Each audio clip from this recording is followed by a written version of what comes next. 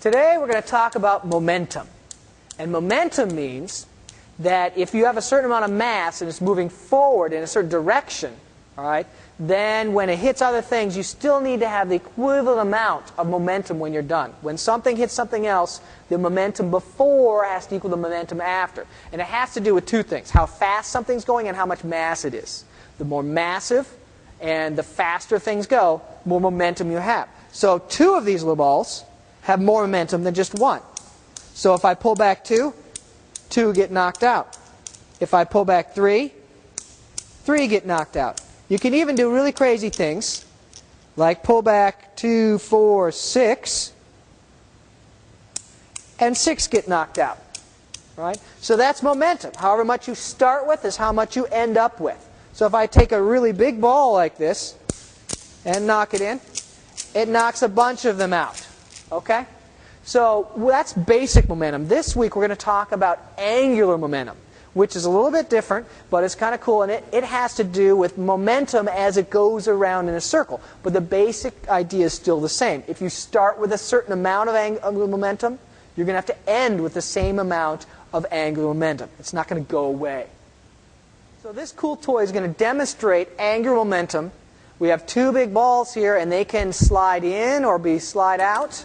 All right? And I can pull down when I pull on this. And so if I get this spinning, there's a certain amount of angular momentum associated with the weight of those balls. And it depends on how far they are from the middle, basically how fast they're going in their circle, right? And then how much mass they have. And they have a lot of mass. So if I take this little handle down here, I can pull down and slide the balls in, and they go a lot faster. Or I can let it spread back out again.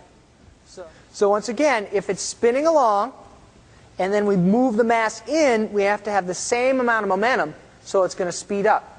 Why is that? That's because when they're far out here, they're moving along at a good clip, they have to keep that same momentum, angular momentum, when they're in closer, and to do that, it has to spin faster.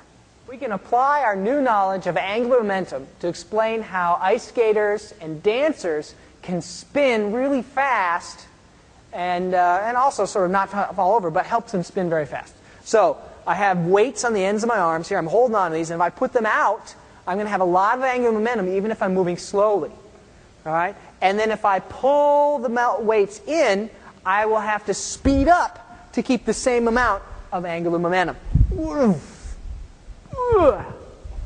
And then I'm dizzy. Time for some practical applications of angular momentum. I've got here a bicycle wheel.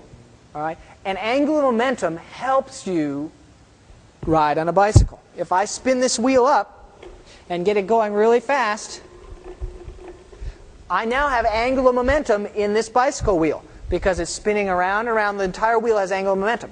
And it so happens that if I try and turn the wheel a new way, it will fight against me. It won't let me turn it just a little bit. And it turns out that because it has all this momentum, it actually helps you stay upright when you turn your bicycle. And it keeps you from falling down once you get moving. And I can also use this to turn. So now I can use that angular momentum of the bicycle wheel to spin myself around when I'm on top of a little platform. If I turn the bicycle wheel, I start spinning. And then if I turn it straight, I stop. And I can spin back the other way, one way, and then spin back the other way. Well, anyway, I can spin one way really fast. This is Dr. Carlson, orbiting myself, and I'll see you next time.